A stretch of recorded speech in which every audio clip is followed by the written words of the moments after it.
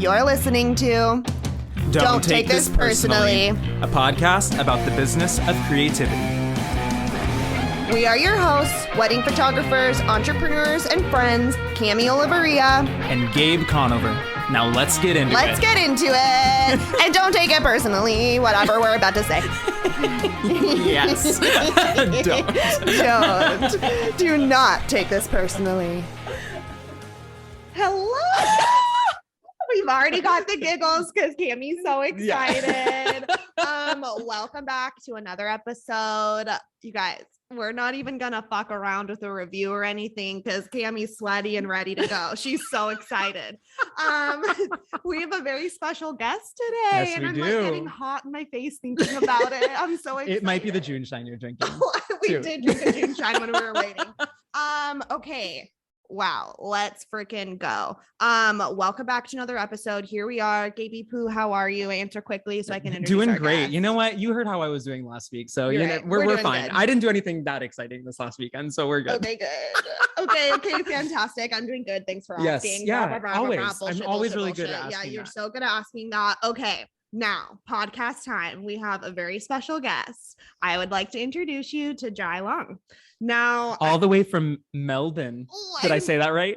Yep. Yes. Okay, so now just like fangirl moment over here. If you were to ask Cami, that's me. If you were to ask Cami, whose podcast would you ever want to be on? I would have said Jai Long's, like 100%. That would have been my first choice. So when Gabe sent me the text, that was like, guess what's happening? I was like, oh my God, 2021 is awesome. So welcome, Jai. Thank you so much for being here with us. And I just want you to tell our listeners a little bit about you. Who are you? Where are you? What do you do? What's your elevator pitch bio? Elevator pitch. Cool. Well, now I feel like I got pressure. I have to live up to Cami's expectations, you know. So you're making me all shy. It's not often I get into a room and someone says something that great about me, so I am shy now. Oh, you've embarrassed him, Oh, Cammy. I don't care. You've embarrassed me. I was supposed to be on a podcast. I'm doing We're a supposed to serious be interview here. welcoming. Love it. Awesome. Okay. Yep. So I am a business coach. I'm a wedding photographer. I'm a podcaster. Man, I do a lot of things. I do a lot of things with a lot of different people. I've got a fashion clothing brand. I have a property development brand.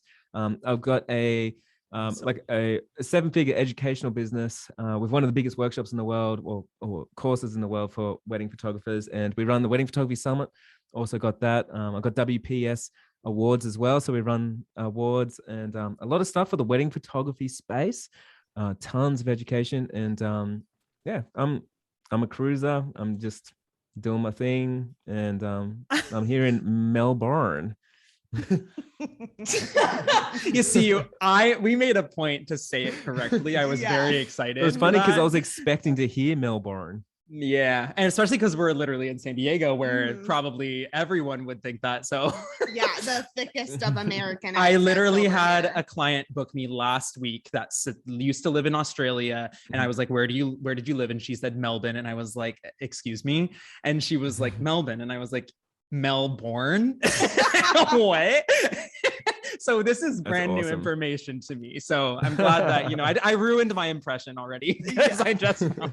Yeah, no, it's okay. I was like, that's just how you say it if you have the proper accent. I Yeah. can't say that as an American. I'll be shunned away. Mm. Wow. Okay. What a little elevator pitch of everything you're doing. You don't sound nearly busy enough. Like, just add a few more things to your plate. Yeah. You know? What about Yeah, Jai I need Long to on do an some more off day? things.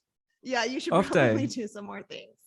Well, so lately I've been baking a bit of bread. I have an old vintage car that I go driving around. Nice. I do some exercise. I've been doing some boxing, Cool. Boxing, love it. ride my bike, go for walks, stuff like that. But to be honest, like I'm not a big believer in the 9 to 5 and working, of course. my dreams in between a certain time. So my life is like, there's no balance between like when is work and when is not work. I love to do everything all the time at maximum. So I believe that, like, hey man, if I want to do some work on Sunday, I'm totally doing that. And if I want to have Monday off, mate, no one's telling me not to. So yeah, all the Awesome. time feels like it's off, and all the time it feels like it's on. Right. No, I love Oh, how you I said that. love that. I like that a lot. Mm. All the time Whoa. also feels like it's off. I don't feel like I've ever heard anyone say that. Yeah, that's cool. That's really cool. That's I really like to cool. live that way too, but I don't know if I do a very good job. No, I'm just on all the time and then get burnt out and get sick for a month. Yeah. Okay, I am really excited to hear just a little bit about your journey. You do so many things. You do a lot of things and have a lot going on. And could you kind of give us like the trajectory of your career, I guess, like where you started, where you went, just like in a kind of a linear timeline? Yeah. Where did this start? Cool.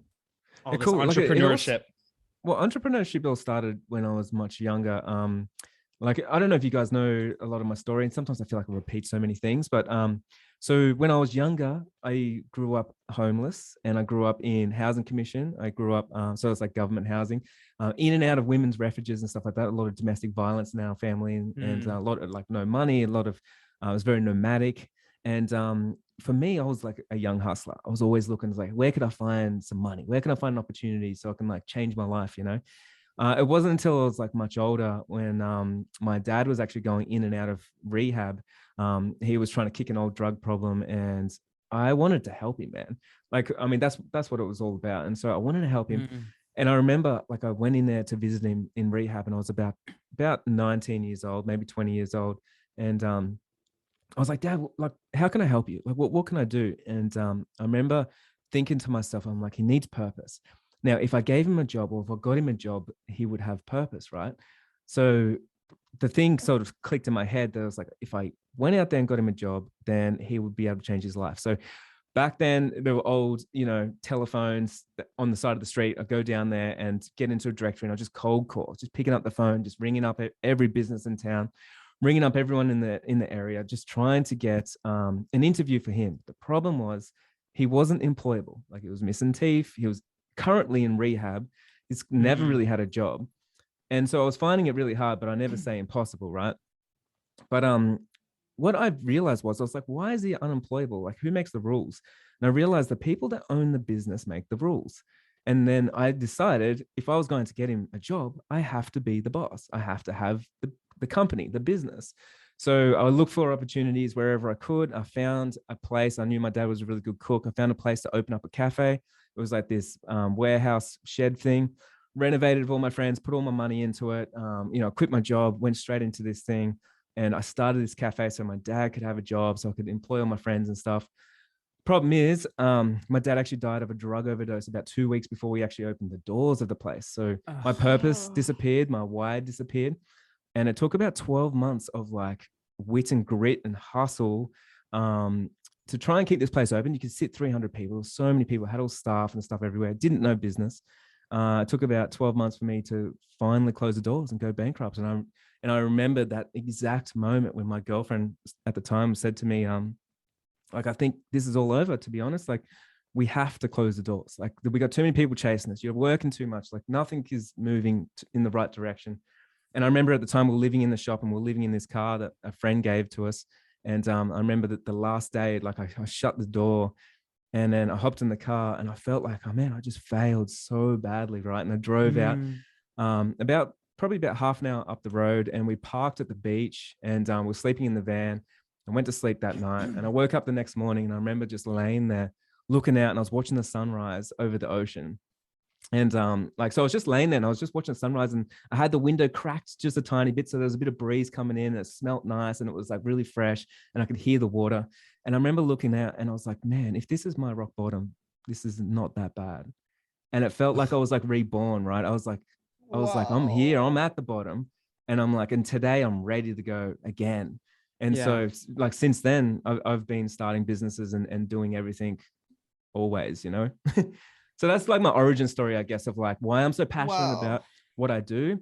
Obviously, I became a creative as well. And for me, because I've been doing business for so long, I understand it. I love it. I find it creative. And I see a big disconnect in the community of a lot of us. We run things from our heart, but we don't understand business.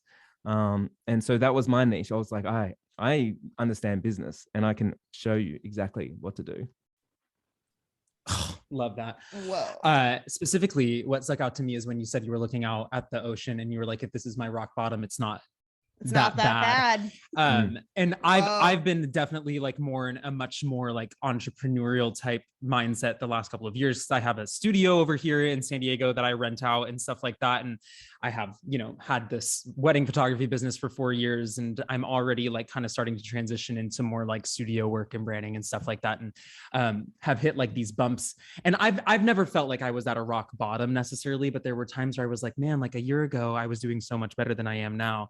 But I don't know. I feel like it's really easy when you are in like an you've overcome your rock bottom place to be like, oh, like everyone hits a, you know, hard times like that. Everyone can like move past those as long as you have the right mindset. But like, I would love to hear your thoughts on like what it felt like when you were in that moment. You say that you were ready to like go already. I don't feel like people normally that's are incredible. that ready People to pity go. party a lot longer than that. Like, I feel like I would have a hard time when I was at rock bottom, like moving on. I would feel like I would dwell on it a lot. So like, how do you feel like you just were always in that place where you were ready to tackle the next thing, or did it take some time? Like, can you tell us a little bit more about that? I was always ready. And one thing we got to remember is like when you do hit rock bottom, you have a new threshold of risk, because when you've felt it and you've done it, like I got friends that won't risk anything because they won't give up their TV or their nice condo, or they won't give up a car. They're like, man, I couldn't live my life without a car, you know? And I'm like, man, I fucking live on the street and I'm still going. Like there's a different level of like what you wouldn't do and what I would do, sort of thing. So like makes you less scared to lose stuff when you're like, you already know, lost it all and I'm fine. You're only scared of what you don't know. So I'll be more scared of success, where someone else will be more scared of losing something. Because if you don't know it and you've never experienced it, of course you're going to be scared. That's what divides us with anything. That's why there's so many race wars and so many different things, is because we get confused of not understanding someone else and their beliefs and their views and stuff, and then we're scared of it, right? And so if you associate yourself, if you go into those groups, if you go and meet some extra people, you go and have another conversation, of course your mind's going to open up, and of course you're going to be more open to the world, and you're going to be ready to go and do things. So for me, losing everything, it gave me more strength, and I've already been rock bottom like my whole life, man. So it was like there was no, like, having a pity party ain't going to help me, and it's not going to move the needle for me. And I know that, and I already know that I failed because of myself. It was my own fault, which means if I take that responsibility, I know success is my own fault. And so if I don't have success, it's my fault, and I better go and make it happen. And I'm always thinking like that. I play the long game. So like, it's always like moves ahead, but I do think like, I have to thank myself for everything. I've got to thank myself for losing everything, for, you know, for being here today in this position, and you know, all the things in between. But yeah, I think it's important to have that threshold, that strength to be able to lose it, have the humility to be able to do it in front of people, let go of your ego. And people that are usually hungry and they want it, they will find a way to make it happen. Amazing. Slow clap. We can just fucking end there. Whoa, that was good. That was good. That was really good. Sorry, what were you gonna say? I was gonna say, as you were growing up, and you mentioned you were homeless and you were bouncing between like refugee homes and stuff like that. I mean, obviously you are a very ambitious person. I would love to know where that, I guess you mentioned like wanting almost like to provide for your parents in a way, provide for your dad. Was there a source of inspiration outside of the hurt that you like grew up with, or like the turmoil you grew up with? Was there a source, like a physical source of like, hey, like this person or like this business, whatever, is what's kind of gave me a little bit of a spark to try something like this or try a little harder? Yeah, man, there's two reasons why we move. We move towards something, or we move away from something. So we move away from pain, or we move towards pleasure, right? And so, for instance, like your question there is like, was there someone that inspired me that I would want to move towards them? But I was actually always moving away. And so for me, it was like the hurt. It was too painful not to move. It's too painful not to take action. And so like with that in my mind, it was painful to see people not believe in me. It was painful for people to tell me that I wasn't anything. Like, it was painful that I didn't go to school when everyone else did. It was painful other people had choices and I didn't. It's painful that other people had nice clothes and I didn't. It was painful that I was like in line, you know, to wait for charity and food stamps and all that kind of stuff, and it wasn't for other people. So for me, it was the pain that drove me, man. I wanted to prove to people that I was smart enough, I was good enough, I was ambitious enough, I'm resourceful enough, like I'm courageous enough. And I wanted to show people that like I was enough. And I think that for me was the driving factor. And I just don't believe, and never believed when someone doesn't believe in me, man, I never believed their truth about me. Like I believed my own truth about me. And I was like, you're wrong. And I'm going to prove it wrong because I know what I can do. And like, well, actually, I don't even know what I can do. I underestimate my own potential, but I know there's more than what you think there is. Amazing. And then Whoa. while you kind of to piggyback off something you said, was there a lot of like pushback towards your ambition when you were younger? Like your parents or like the community around you, were they just kind of like confused by you? Were they more like, did they actually like put you down about everything, or was it more of like it was really hard. Like to put it in perspective, the street that I grew up on was classed as the most dangerous street in our state. It was patrolled twice a day. It was chaos. Like there was so much going on. And I was always just like, I'm going to get a job. Like I'm going to go and do these things. And so like I was doing that from a young age. But even when I think I moved out of home when I was about 15, 16. And in Australia, you could get welfare when you're that age. So if you live out of home and you got a broken home and stuff. And I remember I went and got welfare just so I could give the check to my mom. So then she could look after my brothers and sisters. And then I went and worked for cash. And I couldn't even get enough money for a job to live out of home. So I had to work night times as well. And I remember like for me, like people, all my friends thought I was crazy. It's like, what are you doing, man? You're killing yourself here. But like for me, I seen it as my duty. It was like my obligation. I'm like, I'm here to show up and you know, make a difference because I can. Like no one else is going to do it for me. There ain't no one giving me a loan or giving me advice or giving me a check or giving me a handout. Like I just knew that was never going to happen. Wasn't in my story. You know, I wasn't privileged enough to have that. Did you find that you were the only one in your community that was pushing that hard? Like, did you have any like peers or anything in the group that like maybe kind of wanted the same thing or was pushing away from the same, you know, lifestyle that you were trying to push away from? Yeah, I think with our friend group, we definitely sort of split into two. And I think some people might have got like a little bit inspired by me because I've had this energy forever, right? So they'd always be like, man, fuck Jai, like I don't know what's going on there, but he seems to always have money and he's always got opportunities, always lucky. And they'd always say these words about me. Yeah. And so I'm still friends with those guys. And then the other ones, like, man, like they're still in the same place, doing the same thing. And when I drive through town, I still give them a wave. And wow. Yeah, it's just interesting how we all can grow up the same upbringing and stuff, but the result can be so different down to your mindset. No doubt. Do you live close to the street that you grew up on? No, I live about like probably 2,000 miles away. Oh, okay. Wow. I'm out of here. So in the past, you've driven down those. Is that when I go home? My like mom still lives in the government house, the same house I grew up in and everything. So I go up there, visit her. Yeah. Okay. Wow. Cool. Wow. So you keep saying the word mindset, and I know from Cami that that's a key phrase that you use pretty often. Can you explain what that means to you? Like what the importance of, I guess, the mindset. It's funny, man. It's like such a buzz thing right now. And if you go back to my education, like even back in like 2015, it's something I've been talking about for so long. And back then when I used to talk about it, man, like no one took notice of my education. Like people would actually say I was crazy because they're like, well, tell me the strategies. It's nothing to do with mindset. And I'd be like, it's only to do with mindset. And so now it's like becoming more and more popular. And now it's becoming a buzzword. So obviously my education is becoming more popular because I'm speaking the same truth as I did back then. It's just finally like people are starting to take notice and or believing that it matters. But mindset, man, is something we all need to work on always. And, you know, I've been working on mine proactively since I was 20 years old. And I read a book every 4 days. I go for a walk, like at least an hour walk every single day. I listen to podcasts. I listen to Audible. I work on these things all the time because for me, I have to get into those habits and I've got to get into that change because it's not something that happens overnight or something you hear from one podcast or one coach or, you know, whoever it is, one workshop. It's a continuum.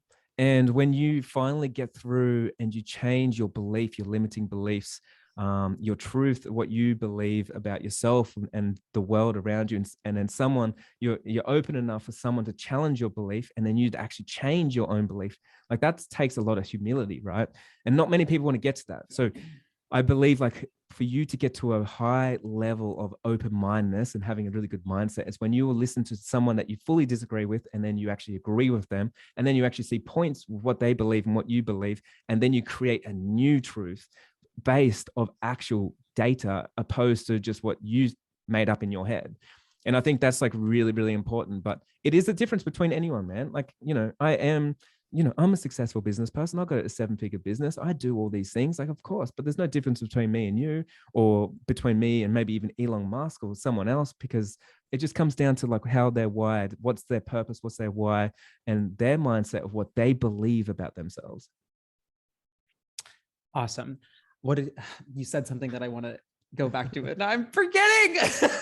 I know. Damn my it. mind, but You guys we are asking me did- 2 good questions. I'm sorry. I just get No, No, I you're get doing excited. this is I'm great. excited. So something you said the word lucky a little bit ago when you I were did like hear that. talking about like, oh, everyone, people say like, oh, he's so lucky, but like my favorite thing you say is like, funny how like the harder I work, the luckier I get. Huh? Exactly. I love that. exactly. Yeah, I say that all the time now. Yeah, I love it's so that. true because I think people You have, even like said it the this. exact way that I say it. Like on my With podcast, sass. I literally say that. I'm like, oh, it's funny that like the harder that I funny. work, the luckier I get. Like, yeah, funny. There must be some connection here. no. Yeah, it's just I notice that too in my own life so much that when I'm surrounding myself with, and not even really on purpose, but when I'm listening to things that make me feel good, when I started doing this podcast with Gabe and I'm around him every week for like a whole day, like I believe you're like the average of the 5 people closest to you. And like what has happened in my own life and my own business, just a result of like adding this person into my life in a consistent way. When I'm like listening to podcasts that inspire me, when I'm like listening to workshops that just like get me fired up, like the energy around that, it's so real.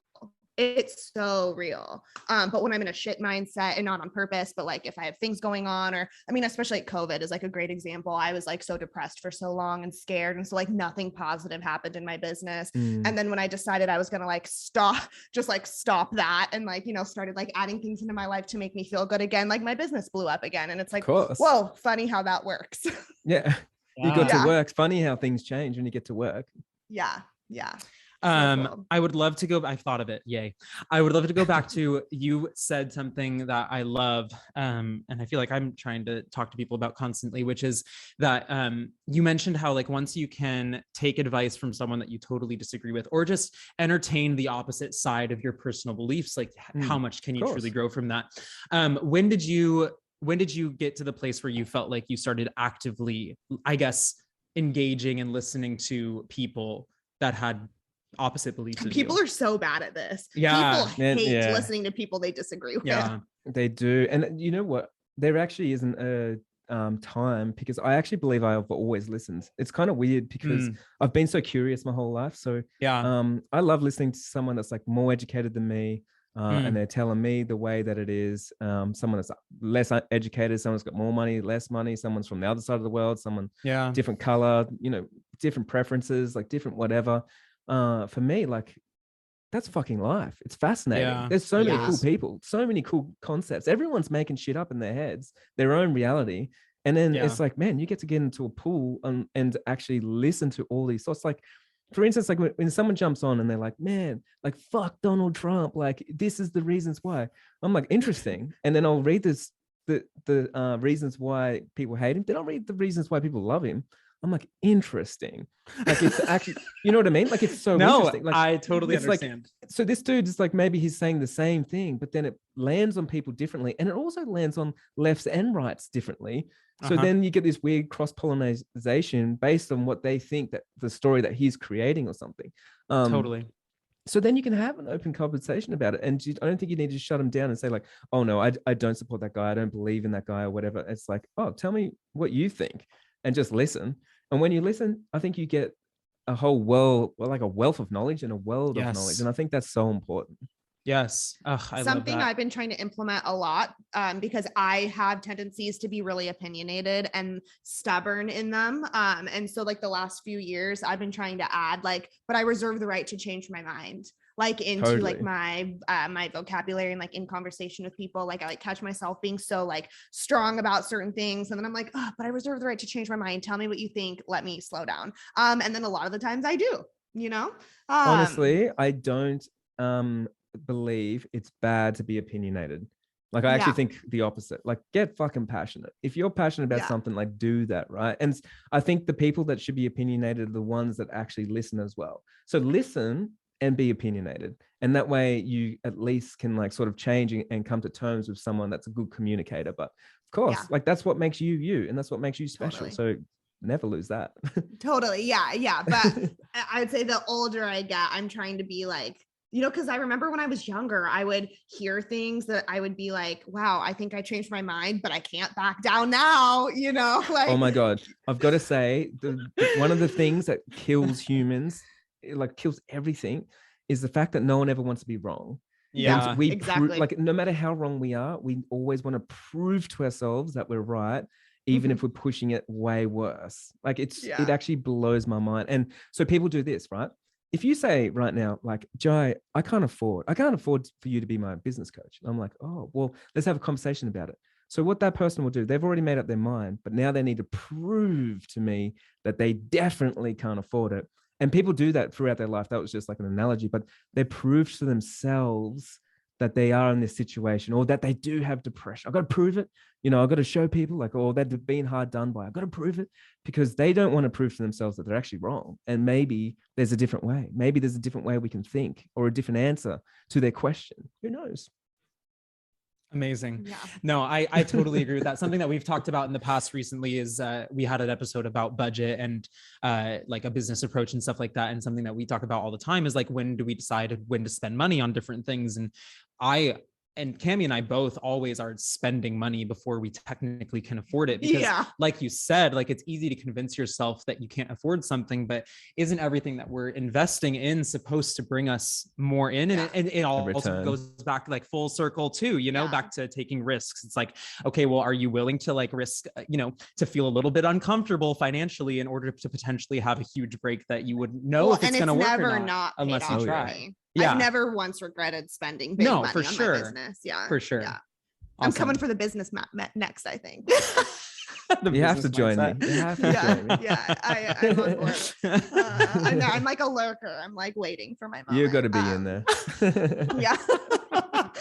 Okay, but I want to take a little step back and kind of go back to our like linear timeline. So after the cafe, then what was next for you? So after your rock bottom. Yeah, after the rock bottom ocean movie moment you had. It kind of goes a little bit more rock bottom, to be honest. So okay. Let's hear it. That's like everyone's rock bottom is like, you know, if you go on bankrupt, you lost all your money, you're in debt and everything. And so I had to talk to a solicitor and I talked to the banks and I was like, look, I don't want to declare bankruptcy because I want to, like, I'm going places. I want to buy a house one day. I want to do these things. Right. And they said, well, what you have to do then is you got to pay off the money as fast as possible. And it's a lot of money, right? And so then I remember I was like, all right, well, I need to find out how to make a lot of money, like solution to my problem. So I looked around, and at the time in Australia, the mining industry was booming. And so I knew, I was like, ooh, I could get onto the mines, like into the mines, like coal mines, iron ore mines and things like that. And I could make a lot of money. Not what I thought. Were you literally a miner? I'm getting there. So I was like, okay, so this could be it, right? This could be it. So I started contacting everyone. I was an electrician. So I was like, I finished my apprenticeship and I was an electrician, right, by trade. So I finished that. I quit that so I could become a business owner, cafe owner. So after that, I was like, I'm going to get onto the mines. I heard they pay a lot. So I started just like cold calling again, ringing everybody. And then finally I got onto someone, like a friend of a friend, and was like, hey man, yeah, we know someone and we're building accommodation for miners in basically the desert, middle of nowhere. It's like a real rough area, but like, welcome to come up. And you didn't even have to tell me twice. I was already driving up there. It was probably like maybe like 3,000 miles away. Just cruise straight up. Now, maybe about 2,000 miles away. I'm overestimating those in miles instead of kilometers. So yeah, I got there and man, like I was getting paid probably about $5,000 a week. And I worked and worked, and like you stay out there, you work 12 hours a day, 7 days a week for 6 weeks straight. And then there were like laws saying that you weren't allowed to do that. But our boss was just like, man, if you want to sneak in, you can. So then like you're supposed to take time off, but I'd literally just keep going. So I'd be working every day to make that money. And then like I rented a house like back where I was living for my girlfriend and stuff. And the job finally finished, and I was up there for like 6 months, and it was a grind. You live, it's like prison, right? So there's so many people in there that go to prison, they come out and they go to the mine. So you stay in a room, it has a toilet next to your bed. It's grim. You work from dark to dark. You go to this place called a dry mess, and that's where you go make your lunch, go make your food and stuff, and then you go to the wet mess. And that's where you can have a drink or something. Then you go and then you go back to your donga, and it's called a donga. So that's where you go and sleep. And it's like prison. It's basically prison. And so once my sentence was up, paid back the banks and everything, and I was like, this is nice. And I got back to the Gold Coast, and at that stage, my girlfriend was just like, she's like, you haven't been here. Like it's over. And I was like, shit, man. And I was like, so I got back. I finally like moved myself when he back. said it's right? more rock bottom, I knew this was coming. Yeah, I was like, I just got back. Like I just drove back like 2,000 miles, and I had all my stuff in the car. And I was like, just got to the house, and I was like, oh man, like this is a nightmare, right? And at that moment, It's over. yeah, my boss rang me up back from up the coast, and he was like, man, we actually have a contract.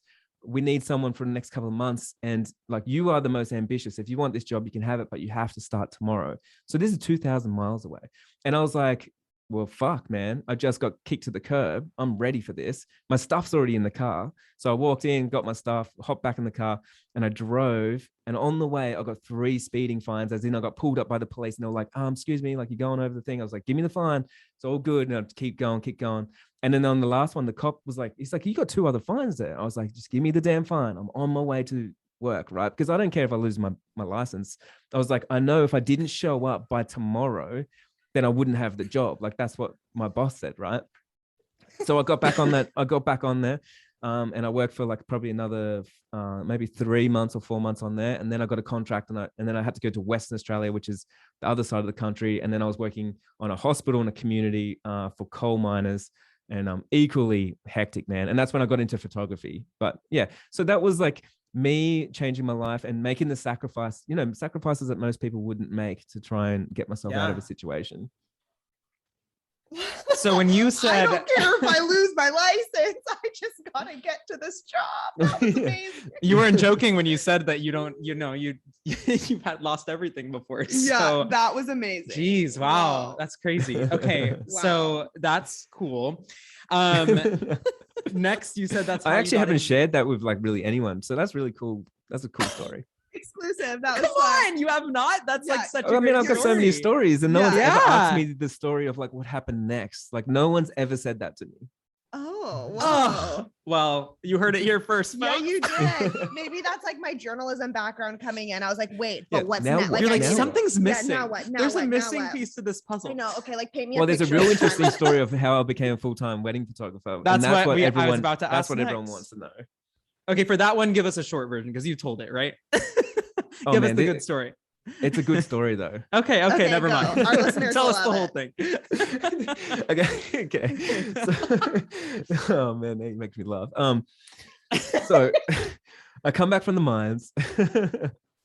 I move into a share house with some friends. I've done Beginning of that story. I come back from the mines. come back from the mines. I feel like we're in like the 18th century. This story is crazy. I know. When people say, Joe, you're just lucky, man. How did you get so lucky? I'm No, like, you "Fuck are her not now." lucky. Hearing these stories, luck was not it. I'll fight Oh, man. anyone that says I that will to me about also you, Jai. fight anyone who says he was Oh so man, lucky. it's like something Hold dies in me. up. When someone says that to me, you're so lucky, something dies, and I'm like, oh, yeah, I am. Yeah. Did you work in the mines? Yeah. Okay. Oh my gosh. I'm So dying. okay, I want like, man, I've got some crazy stories. I want to paint a picture for you. Okay. When I went to Western Australia, I was like, just before that, I moved into this house in Brisbane. And it was a halfway house. We had some backpackers living there, and we had a couple of Canadians living there with us. anyway, so he actually went over to Western Australia, and when I finally finished the contract that I had, I actually rang him up, and he said, yeah, come over to Western Australia. We're building this hospital, and it's going to be awesome. So this is just a side story, but this is kind of hectic. But so I was like, cool, I'm going to come over and do this job, right? So I get there, and it's all this big burly men pick me up at the airport, and it's me. I'm creative, so I was always just like small, nose ring in and shit, just cruising around.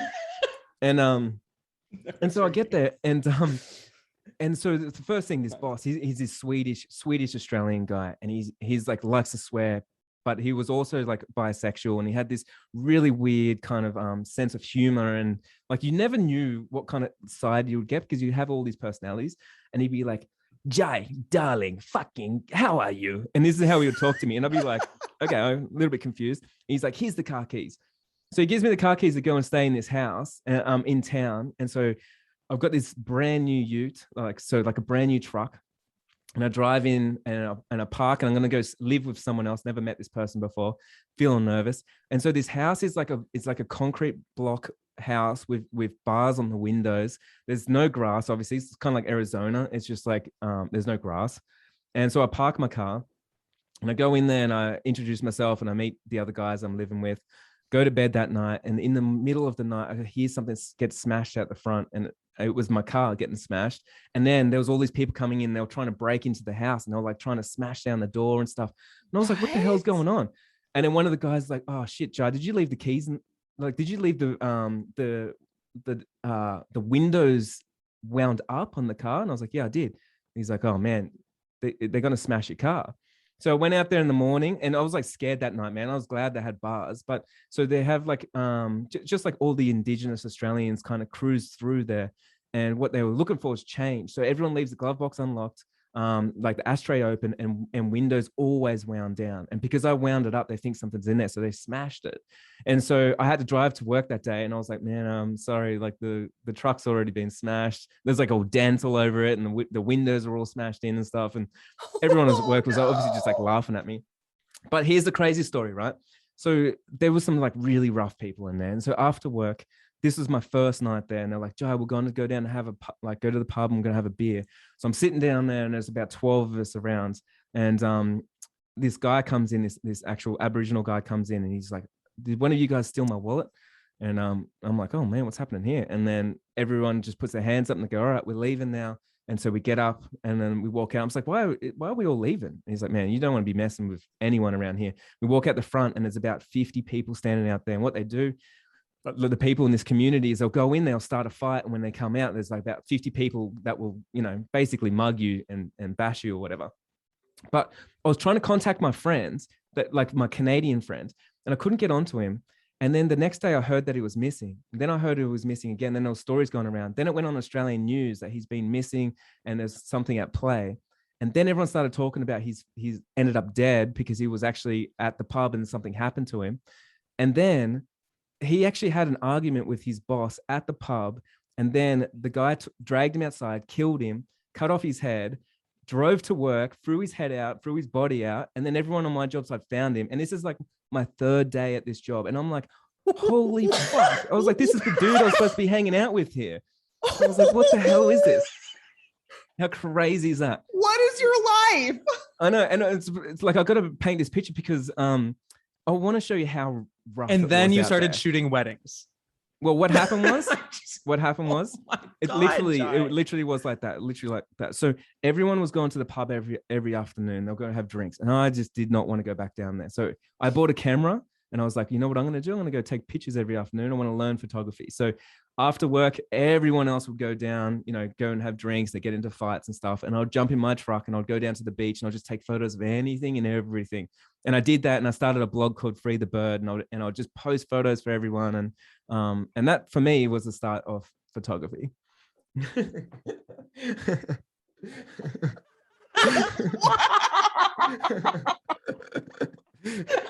the fuck? Yeah, it was wild. Who are you? Jai, that was wild. Yeah. I don't even know where to go from there. I have never told that story before either. I haven't even got to the story of like me starting as a wedding photographer, which is funny. I like that's a great That was me I getting like- started in photography. I like that as an origin story for your wedding photography business name though too. That's cool because like that blog you started is not that's still like the business Cool. name you Free use. the bird. Yeah. Yeah, I where, love that. Where did that name come from? I was literally at the mines, man, and I was like, I want to get out of here. And I felt like a prisoner. Like I felt like a prisoner. I was like, I need something. And it was me freeing myself. Like that's what it was. And I was like, free the bird. I was like, that's what my business is gonna be called. And I'm out of here, man. And I'd tell everyone, I'd walk around job site, I'm out of here. Like Whoa. I got shit. And so why weddings? Why was that interesting to you? It was interesting because I wanted to change my life and I wanted to get into rooms with people that I'd never been in with before, like people that had money, for instance. And I figured like I was actually good at weddings because I'm good at talking to people. And so, and no one was going to tell me what to do. There's no art directors. There's no rules in weddings. So it's actually a really easy job. So for me, I was like, man, I'm keen on weddings. And I also thought there was no good wedding photographers because I was so naive. Like 2013, like Instagram was barely a thing. And you had to like Google a wedding photographer, and anyone that was good at Google was terrible at photography at that stage.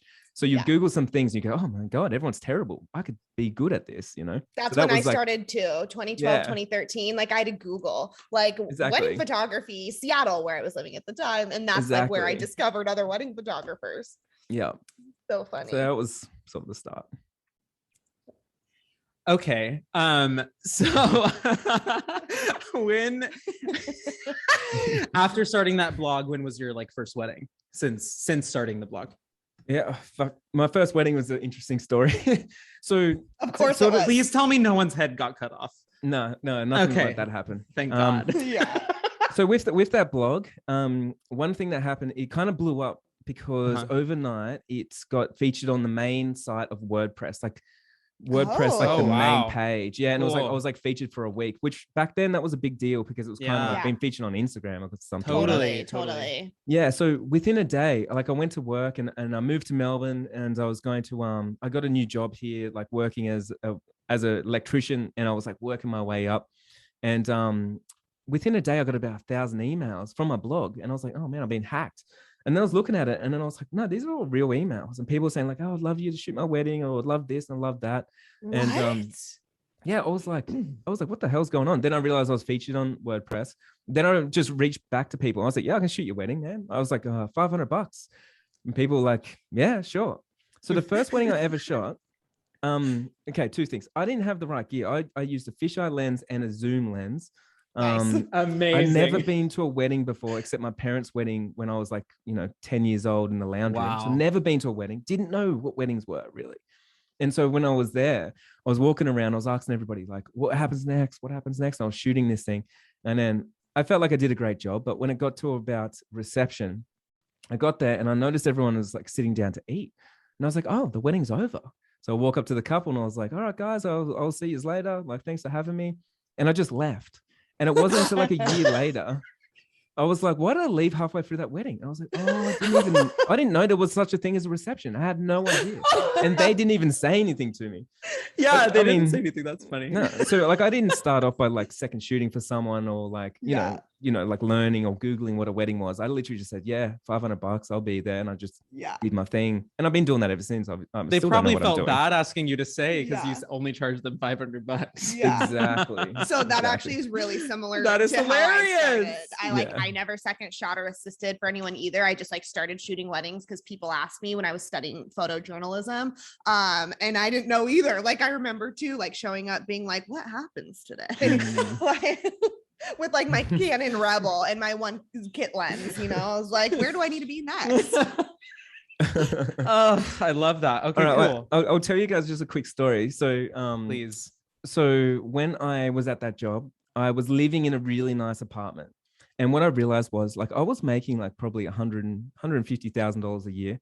And I was making like really good money. And what I realized was like everyone around me was rich. And I was like, man, why has everyone got nice cars? I make good money and I still don't have money. And so I was like shooting these weddings and stuff, but I just didn't have any money. So I got obsessed with learning what money was, like fully obsessed. I get obsessed about things. I was reading every book. I was like paying my accountant. I was going to financial planners. I was going to all the seminars. Like I was learning all the things. And then I was like, oh, it seems easy. All I need to do is get a loan out, buy some houses, and then I'm good to go.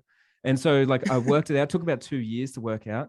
And then I was making good income. And then when I finally worked it out, I was like, I'm going to try it out and see if it works. Because I'm the type of person that gets in and does stuff, you know? Right. So I went to the bank and said, how much could I borrow? And they said $1 million. I was like, $1 million?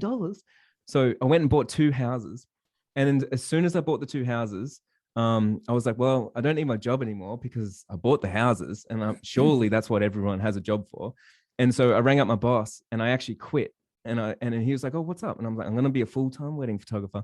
And I remember he was shocked. And then I came home and told my wife, and she was shocked. And she's like, well, what are we going to do for money? Like, you got no work booked in. And I was like, oh, we'll work it out. Like, you got to burn the bridges before you move forward and make something happen. And so I realized really quickly it was a bad idea because I quit my job, but I had no work. I had no money. And so there's no work, there was no money. I had mortgages. And what happened was in Melbourne, we're going into the quiet season, which I didn't realize. We're going into winter. So I was like, oh man, I'm not going to be able to book any work for like a year. And I didn't even think about that. So straight away I was like, okay, well, I need to get a lot of work real quick. What can I do? You know? And so this is what I say, like, you need to get into a position where you have to make something happen. Yeah. Because then you can blow shit up, right? So I went out to my car. That thing was worth about $25,000. Like, it was like a pretty nice fancy car. And I put a for sale sticker on it for $20,000, sold it as fast as I could. I went back in the house and I sold our TV, wash machine. I sold all of our stuff. And then I went back to my wife and I was like, we're going to America. We're going to go there for 3 months and we're going to shoot weddings for free. And I'm going to build that portfolio. So when I get back, we're going to have a year's worth of work. And she was like, all right. So I was like, I bought 2 tickets and I've contacted everyone. I've emailed all like venues all over the US. I emailed tons and tons of wedding photographers, wedding planners. I was on Instagram commenting, talking to people. I contacted all the blogs, all the magazines, like everyone, you know, and just to put my word out there. And got that money. I ended up booking about 8 weddings in the US, and we spent 3 months just traveling around, using up all the money, every cent, until the very last day. I shot the last wedding in Chicago, and we just had enough money to get to the airport to get home. And I was like, I don't know what we're doing next, but fuck, at least now I've got a portfolio, and at least now it's getting featured, and you know, like there's momentum in my business. So that was kind of the thing that blew my business up real quick. And that was the start of Free the Bird. Who's crazier than you? I know, he is crazy. Wow. I'm like, oh, like I thought you were risky. I know. Wow. Okay. Holy shit. So this was 10 years ago, you said 2013? 2013, that was, yeah. Okay. Wow. And so for how long was it pretty much like, did you just focus on wedding photography? In 2013, I always have unrealistic goals. So I was like, in 2013, I was like, I'm going to be a full-time wedding photographer this year. This is before I had a booking. I'm going to make 6 figures. I'm going to shoot international. I'm going to be featured. And I'm going to start planning a workshop. And so I did all those actually in the first 12 months. And then I planned my first workshop for 2015. I did it with another photographer named Ryan Muirhead, and he actually flew over and we did it together. It cost me a lot of money to run because I didn't have a name big enough to sell at a workshop. So, you know, I overpromised and I had to overspend to get people to sit there. I think it cost me like $5,000. But that was my first workshop in 2015. And I've been consistently doing workshops, mentoring, coaching since then. Okay. And what made you want to do that? Man, it blows my mind that creatives don't know business or they don't love business. And so like for me, because it's so easy, like I see it, it's just like as if, like imagine seeing a photographer and they don't know how to use their camera. And for you, you're like, oh, I could easily show you how to do that. Like here, this is just 3 easy steps and then you can take a great photo. That. So it's just like that with business for me. I'm like, I see everyone struggling. And I realized I was like, man, I don't want to be part of the problem and complain about people. I'm just going to empower them to show them how to do it. It's like 3 easy steps, man. Just do these things. You're going to be killing it. Like stop complaining about ghosting emails. Stop complaining about not having enough leads. Stop complaining about like your client experience. Like I'll show you how to do it. It's easy. So that for me was the soul. I've never taught photography. I've only taught business, you know, because I love it. Yeah, that's how Fabulous. we feel. We're on team. We want to teach about business too, because we feel the same. Yeah. Yeah. Yeah. We are feel the same way. We always kind of like talk about how our like we are business owners first and we're creatives second. And yeah, I mean, Cami even goes as far as saying we're service providers first and creatives third. Yeah, I think I'm a photographer, like third down Yeah. the list of what I offer Yeah. clients, to be honest. Mm. And like, I think that's what sets people apart between like the ones who make it and go far and the ones who like burn out. Yeah, but I love what you Mm. said, that you look at it as like, you know, we could easily sit here and teach someone how to use a camera. Like it's like the back of our hand. It's very robotic for us now, but business can be that way too. Of course, like I agree with you. It's not rocket science. It's getting a yourself recipe. out there. It's it's a really simple recipe that you just have to be willing to put in the work to do and get lucky. You know, we all You just got just get really lucky. lucky. It really does. Like, well, think about this with business, right? Like if you were let's just say one of your friends was going to become a chef, and then you're looking at your friend in the kitchen and they're like baking something and they got no recipe and they're like, oh, I just want to struggle for a bit, like I just want to work things out on my own. I'm like, man, you're cooking you know, there's recipes, right? And Yeah, they're there's like, a yeah, no, it's all good. And I'm like, well, let me know, because I've got a great recipe and it tells you everything you need, you know, the quantities, how long it needs to be there, how fresh something's got to be, you know, everything. And it's you can replicate my recipe and make the same thing for yourself. And so if you want to be a chef, the quickest way is to go and read the recipe, not try and do it by yourself, right? Yeah. So I see this Love all the that. time, man. I don't cook anything in my kitchen without a recipe personally, because I'm like, well, I don't really have time to make something that I don't like and that doesn't work. But Yeah. for me, now I've got a shopping list. Don't even have to think about it. I've got all the ingredients now. I know what to do. It's almost like You're not robotic. a hero for not using the steps that are already out. You're not a in front hero. of you. You're Like, actually probably the opposite. it's like, just okay, like kind of well, dumb. I'll watch you just do that. yeah. You're just not. You're not a So hero. I see You're this dumb. well, that Love that. logical thinking that I'm talking about is literally how I see, like okay, for instance, here's another like layer. Imagine that person now doesn't know how to make this cake, right? And they're really struggling. Then they get into a Facebook group and they go, it's the person that ate the cake that really hated it. I don't know what it is. I'm trying to work this out, but they hate the cake and it's their fault. And it's like, use the recipe, man. Like, you know, like Yeah. what are you doing? You know what I mean? Like, of Yeah. course no one likes the cake. That's got to be a given. Well, I think too, to kind of Come on.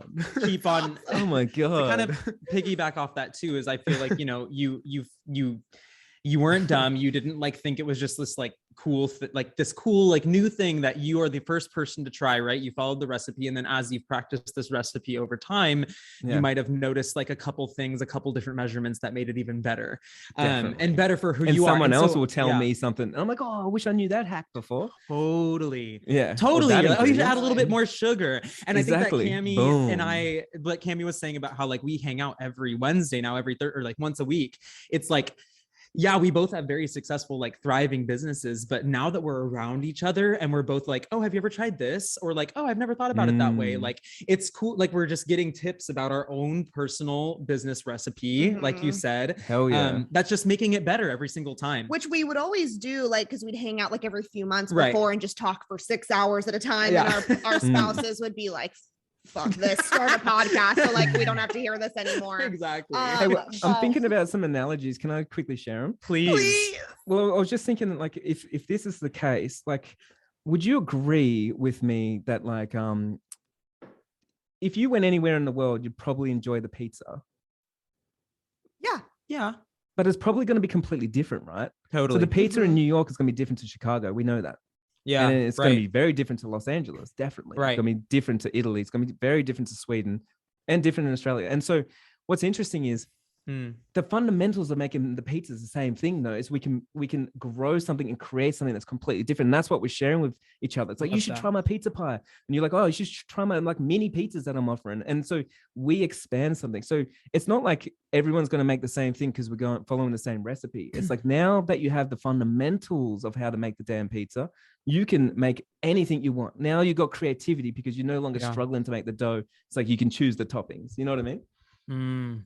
So I I love just that. figured like that's probably a good way of like, I'm just learning shit myself here. I'm just like, that's yeah, good. I really like that. That is good. That is good. Food analogies are Write great. that down. They are. I'm writing this They're down. so right now. relatable to everyone. Yeah. Yeah. Recipes, pizza. What else? We got? all love pizza. We love pizza.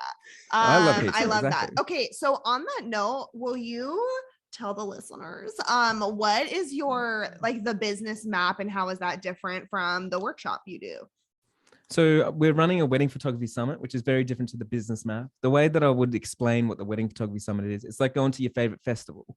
And so then the business map would be like my live show. You know what I mean? So it's like you go to the festival because you like want to see and find new artists and stuff, but then you go and dig deep on your favorite artists because you're like, hell yeah, man. Like I want to pay more for that.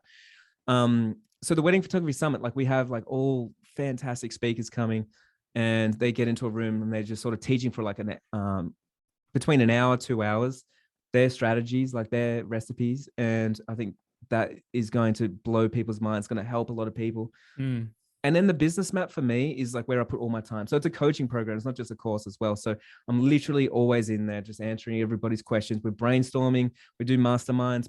Other sailors inside the course do masterminds. They hold masterminds and stuff. So we have Discord, so everyone can chat real quick. Everyone's connected. Everyone's meeting up in real life and offline. So it's like something for me. It's conversation is the thing that makes us grow really fast. And the more that people are connected to these things, or even connected to me so they can get answers really quick, they can progress so much faster than everybody else.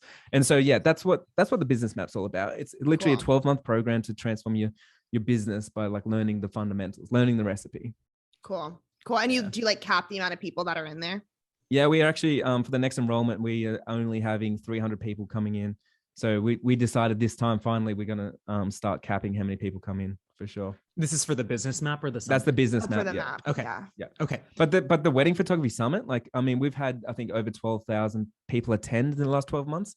And it's going to be huge again. And we've got all the big name speakers and it's going to be so much value, man. It's crazy. The shit's crazy. Awesome. Yeah. You know me, like stuff's going crazy over here. It's going to be crazy. And it's also, why it's $7. Why is it? I was just about to say, why is it so cheap? Why tell Well, everyone about your philosophy around that.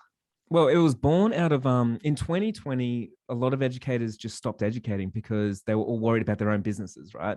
And I realized, I was like, man, we need to show up more than ever because that's the only time anyone needs me is like when things are not going right. So if I'm a good educator, that's when I'm going to double down. So that's when I doubled down on the podcast. And then I started the Wedding Photography Summit and we sold it for $7. And we did that because one, I didn't want to make it free. No one likes free.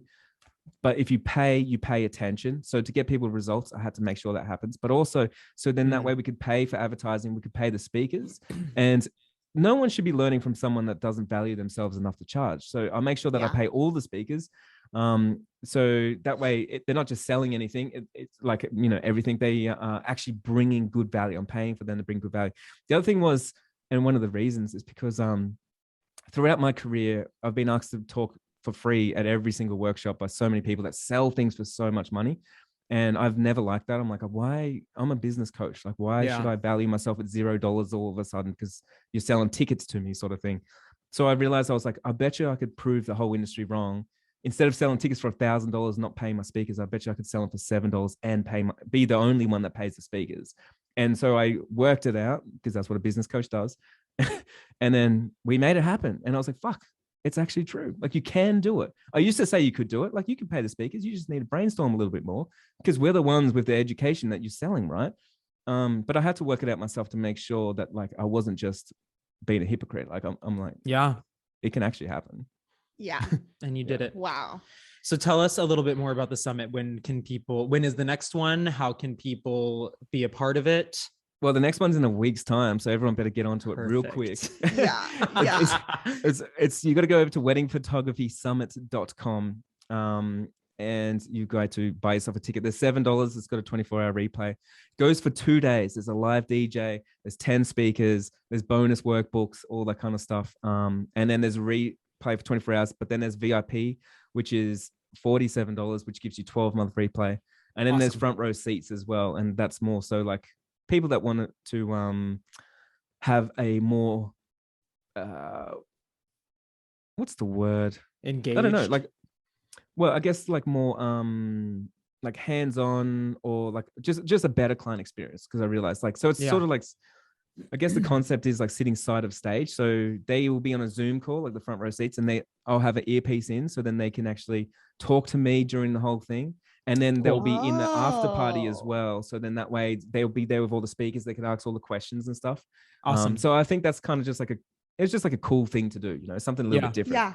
Cool. Well, that's super cool. Yeah, great idea. Whoa. Great idea. Cool. Are you guys gonna be Um, there or what? Yeah, I think I'm gonna do it this time. I didn't do it last time, Oh, and I man, was you better be like, doing it. What are you I did have doing? some FOMO. When is it again? I did have a lot of FOMO. I was like, oh, Next that was week, so 1 dumb week of away. me. Yeah, Okay. 1 week away. All right. I'm all about the 12-month replay. Yeah, So I I might am need that probably too. gonna get a VIP ticket. I'm gonna get it. Are you gonna get it? I mean, I'll be in Cabo, so maybe I'll just like, sit on the beach with a margarita and put my headphones in. Oh my Hell god, I yeah. can't think of anything better. Oh my gosh. That sounds awesome. Amazing. Well, yeah, I just think I don't know, not to be too, the purpose isn't to sell this for Jai, but what I was saying earlier, I'm like, I notice incredible things happening in my life and business when I'm surrounding myself with just like positive, inspiring information. Like, even if you think you don't have anything more to learn, we'll change that for sure. Yes. But just like, I don't know, just like absorbing what people have to say in an inspiring and empowering way, like there's no way that won't change your life. So and for I agree. $7 you're I just agree as well. dumb. You got to to get not obsessed do with it. learning. Like that's what it's all about, Yeah. Like yeah, too many of us, totally. we say like, oh, my client experience is perfect and my business is perfect. My knowledge is perfect. I know it all. Like how many people say that? I know it all. There's nothing I could possibly learn. I'm like, all right, man. Well, I'm making 7 figures over here and you're not. So I'm telling you, there's probably something you could learn. Yeah, there's You probably know what I mean? something else you could learn. Yes, absolutely. Oh Amazing. my gosh. Well, is there anything else you want to add? Do you have any crazy stories that you want to end on? Is there anything you wish Or a little like wrap up of is everything there that you anything said? you wish, we would have touched on? Your story is just so cool and so inspiring. And like, I don't know, when I Yeah. hear you talk about your story, I'm just like, none of us have any excuses. And that's like really cool. Yeah, Well, a that's great way that's to how say we it. should end it, huh? So it's like we don't have any excuses when we take Yeah. responsibility of everything. And I'm talking, take responsibility of your failures because they're your fault, and then take responsibility of your Whoa. success because that's your fault, man. You showed up and you did the work, so you should pat yourself on the back. But we could end with like, you guys could just ask me a random question that you really want to know. What's your favorite cocktail? Long Island iced tea, actually, because Nice. being the budget guy that I am, growing up poor, I was like, oh, that's the most alcohol for the less amount of money. the cheapest way to get the most booze. Yeah. Yeah. Funny. Do you have a different I question? still never kicked that. I was still ordering that one. I love that. That's the first question that popped to my mind. So now I know if I ever see you in the real world, I'll order you one. Get me one of those. Yeah. And I'm sure that will happen. Who is what music artist is your like latest obsession, I guess? That's my question. I think Dope Lemon. I don't know if you've heard of Dope Lemon before. No. Very Sorry, good tune. Dope Lemon. Yep. Dope Lemon. I think you guys would I actually dig it really, already. really, really enjoy it. Okay. It's Cool. actually an Australian artist, and Awesome. but predominantly always hanging out in Los Angeles, and it's kind of like a Los Angeles vibe, I reckon. Okay. All right. Cool. Get on it. Cool. Well, once Yes. again, Jai, thank you Thank you so so much. much. I know this We was had just a gonna be blast. such an inspiring episode for everyone. Yes. No People excuses. are gonna dig this, no doubt. Yes. Tell us you dig it, everyone. Tell us you dig it and go buy tickets to the summit so you Yes. can get inspired. Oh my gosh. And we will see you Yay. all next week. Yay. Okay. Thanks again. Thanks for having us, Peace out. Bye. Of course. Bye.